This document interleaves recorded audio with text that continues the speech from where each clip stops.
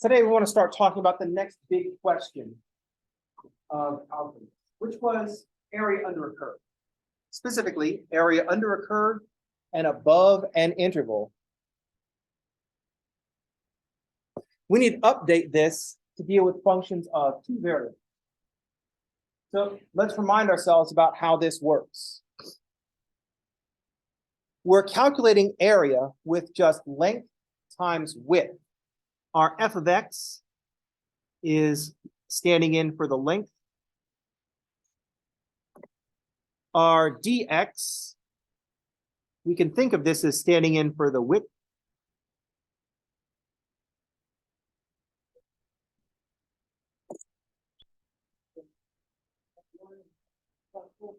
Yes, this shows up, this first shows up at the end of Calc 1 with the definite integral. So we just want to realign, make sure that we have our thinking in play, so that we can move forward with new things. So we're going to think of f of x as the length and the dx as the width.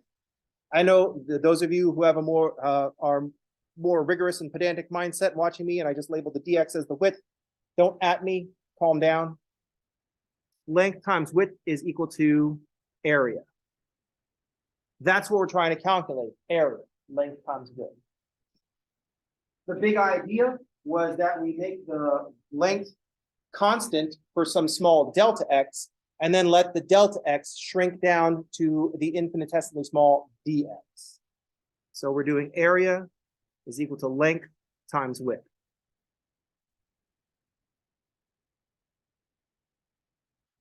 Which, since we have calculus technology, is the only area we need.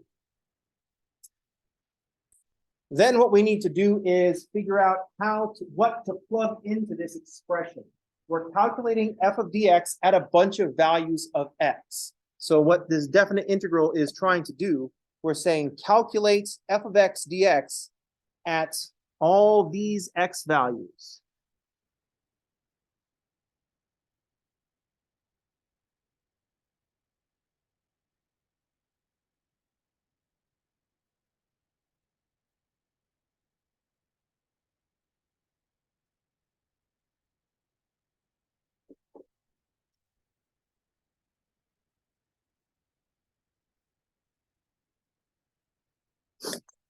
That's the two parts of this integral notation. F of x dx is what we're calculating. The integral from a to b is telling us to plug in all these values from a to b.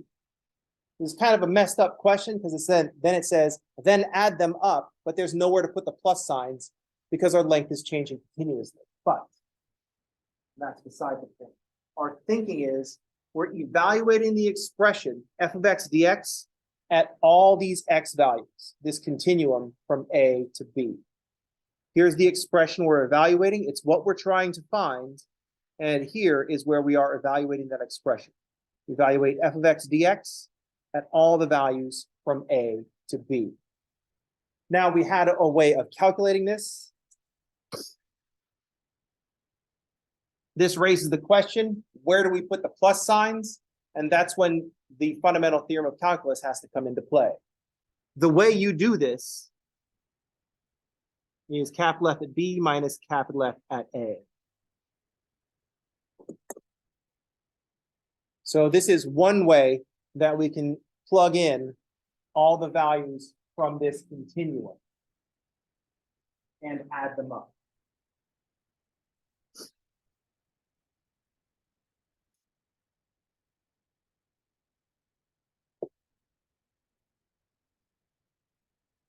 So in this setup, f of x is a one-dimensional curve in two-dimensional space. So here, y equals f of x is a one-dimensional curve in two-dimensional space.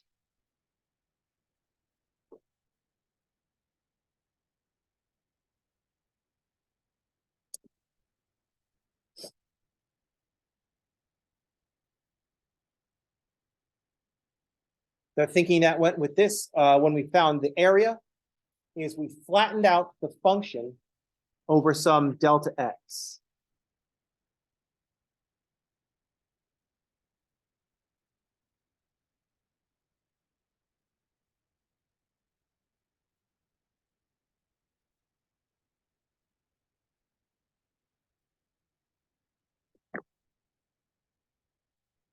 All we need is area is equal to, for area is length times width. That's the only area we need. Base idea of area. Length times width. Height times width. The height of the function, assumed to be constant for a short burst, times the length, the width, that short burst. Now we're going to upgrade this picture. We're going to replace y equals f of x with z equals f of x, y. So z equals f of x, y is a two-dimensional surface.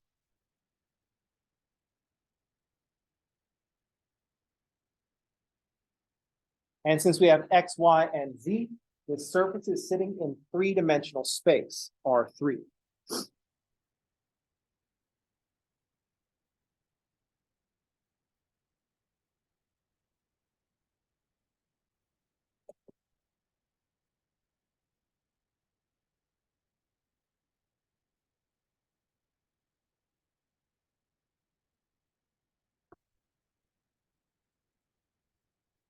So now we have a different question.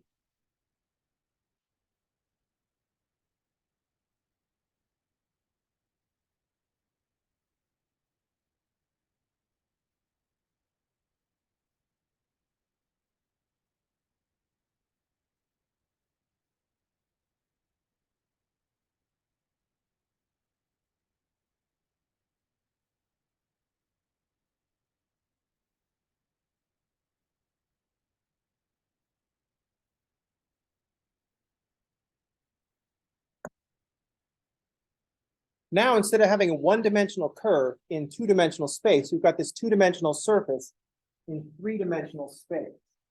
So instead of saying area under the curve and above an interval, instead of having an area under a curve and above an interval, we will want to calculate the volume under the surface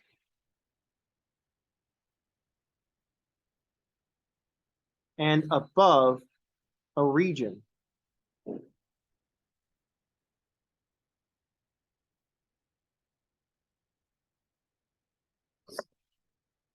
We have to upgrade our curve or our area to a volume.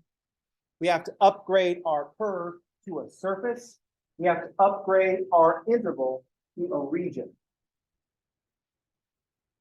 So we had to upgrade our area to a volume. We had to upgrade our curve to a surface.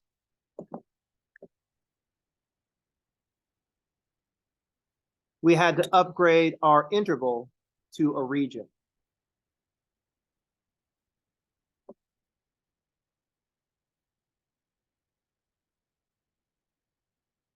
Instead of area, we have volume. Instead of curve, we have surface. Instead of interval, we have region.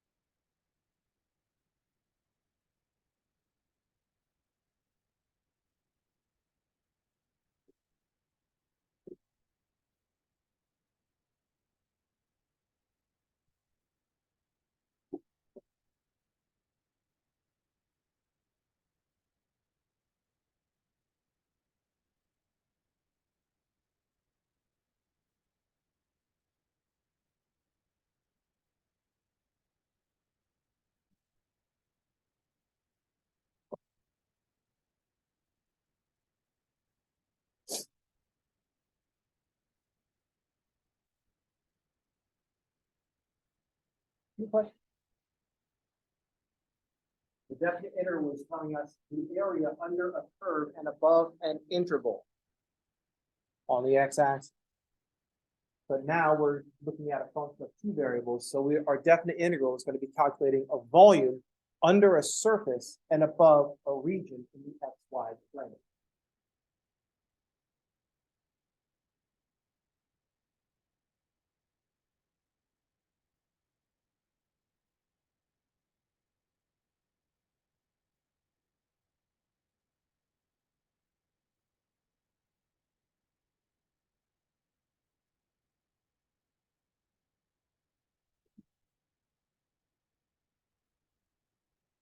So we're going to refer to this as double integrals.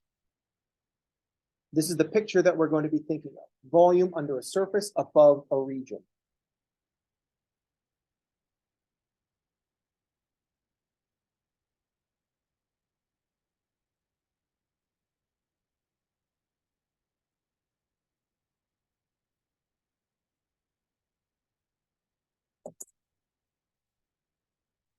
Our notation is going to be very similar. We're going to take the function and multiply by what we call dA. Our notation will be dA. And we're going to integrate over some region R. In this case, the f at xy, we're going to treat that as the height.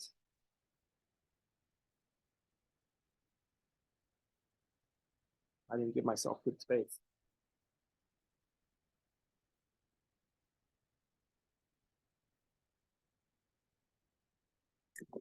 We're multiplying the height by some area.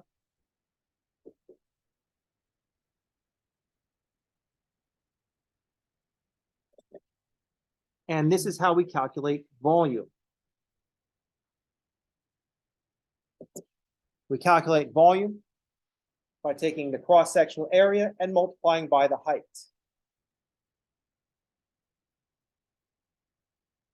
Now we have this integral over R in front of it.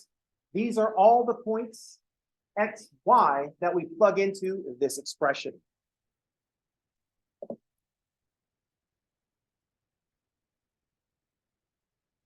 So this part is telling us to calculate f at xy dA at all these points.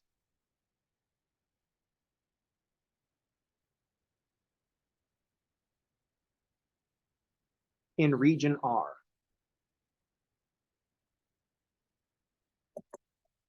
Just like always with the definite integral has a bunch of inputs associated with it. The integral from A to B is the interval from A to B. That's what we plug into the expression. This interval over R, those are all the points x, y that we plug into the expression f at xy dA to calculate the volume.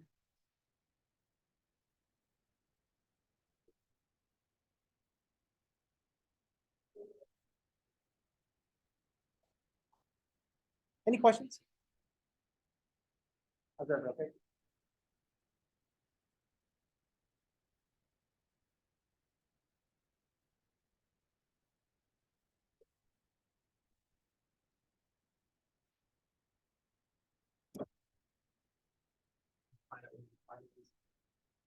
Outside the door. Just kidding. That's way too aggressive.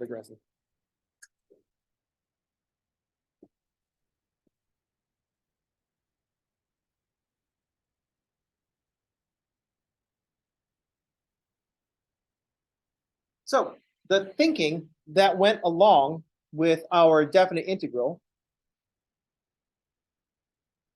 we want to make sure the thinking matches up as well. The way we built this from a Riemann sum is we addressed the problem. The problem was our length, and length times width. Our length was continuously variable. So we took care of that by flattening it out and making it constant. That allowed us to use multiplication. That thinking is still in play. We're going to hold our function, even though it's this weird surface that could have some kind of funky shape to it, we're going to flatten it out to make a rectangular solid. So the way we get the calculation, our assumption, is the same as it was with definite integral.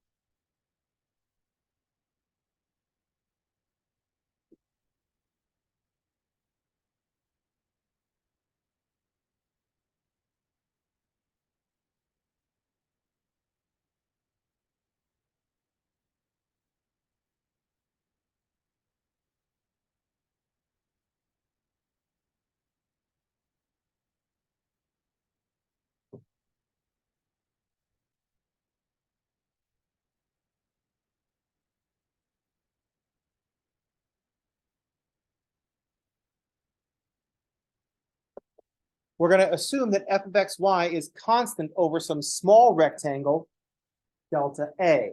We had to upgrade from our small interval, delta x, to a small rectangle, delta A.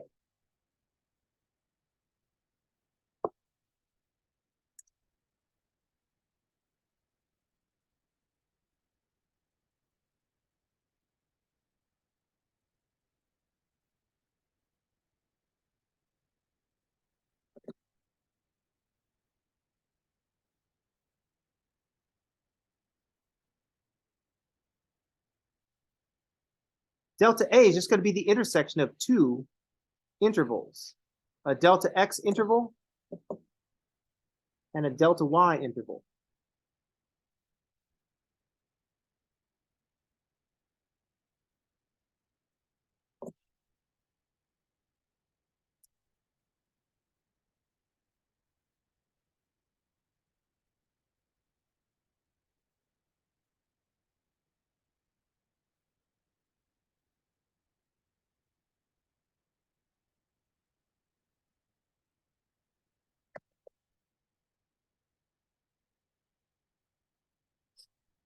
Then above this small rectangle in the xy plane, even though above the rectangle, the function is going to have all different values changing continuously, we're just going to flatten it out. If our function is continuous and we make delta A small enough, then the function isn't going to change that much anyway. So we just pick some points in this little rectangle and we use that for a height.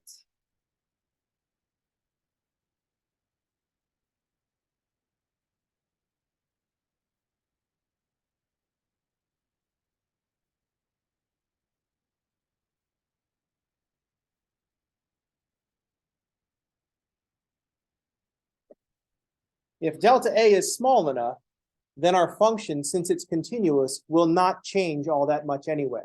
If it's changing too much, we just make delta A smaller. We look closer.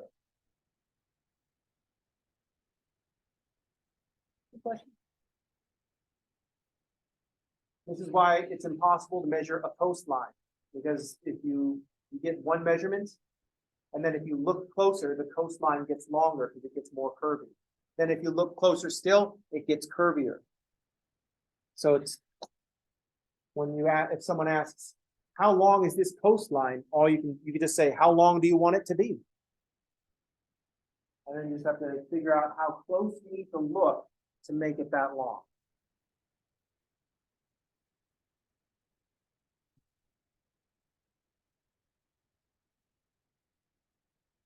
I suppose if you ask for like the coastline of Wyoming, then you're not going to get that.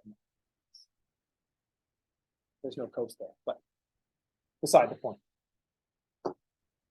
If you look close enough, the function isn't going to change very much as long as your function is continuous. If we're looking at a place where the function is discontinuous, like if there's a discontinuity, a place where the function goes to infinity at that point delta, in that square delta A, rectangle delta A, then we could have radically different values at different points. So we've got to avoid that shit. That's why we care that the function is continuous when we're doing this process, because we want this assumption to be okay. We're going to assume that the function is constant for some small rectangle delta A. That will be the case. That will be okay if our function is continuous. Good question. So we're going to refine our double integral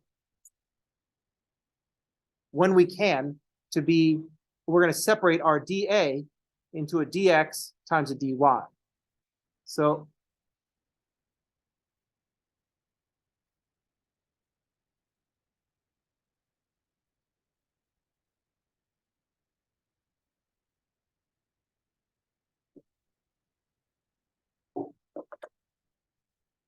this is going to be a new and exciting thing because now we've got two integrals that we can write.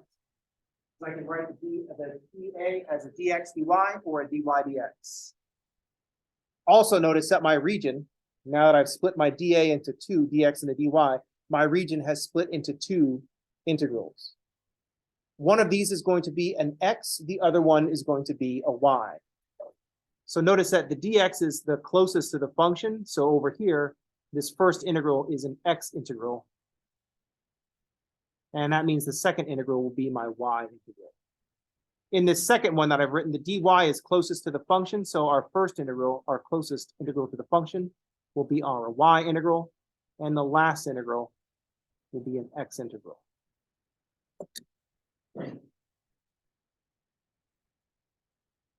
Right now, all the double integrals that we're going to run across we're going to be able to break them down this way.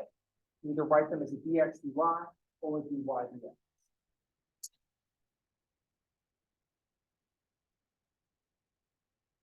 What I want to emphasize today is that the assumptions that we make in building these definite integrals are the same ones that we use in Calc 1. We assume that the function is flat for some small interval. In this case, we assume that the surface is flat over some small rectangle. And we're going to evaluate this volume, height times area, over all these points. First over all these x's, and then over all these y's. Or the other way around. First over all these y's, and then over all these x's. Any questions? It's important that we understand how integration works and how we set up integration.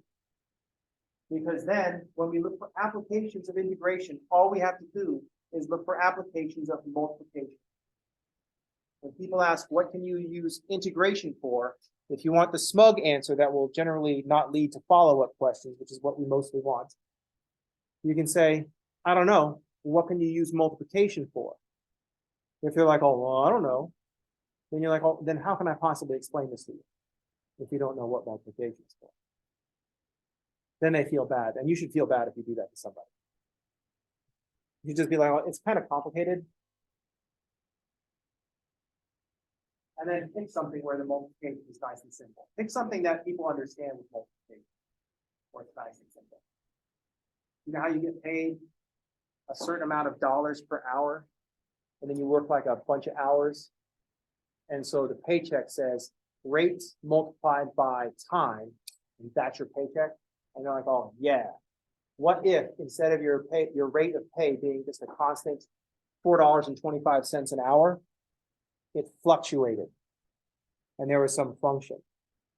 That's all we're trying to do. That's what integration is for. You know how when you're driving from point A to point B, we talk about being at an average speed of like 60 miles per hour, right? But you're not always driving 60 miles per hour, are you? Sometimes you're faster, sometimes you're slower, sometimes you're accelerating, sometimes you're decelerating, sometimes it's constant and it's nice and easy. That's what we're trying to do. We're trying to build a multiplication that works for when that rate is not just constant.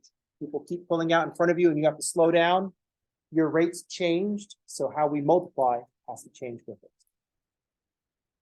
So when people ask you what calculus is about, that's what calculus is about. All right, that's going to do it for today. I will see you all on tomorrow. We'll get into more details about this double integral business. Everybody have a good day. Thanks for playing.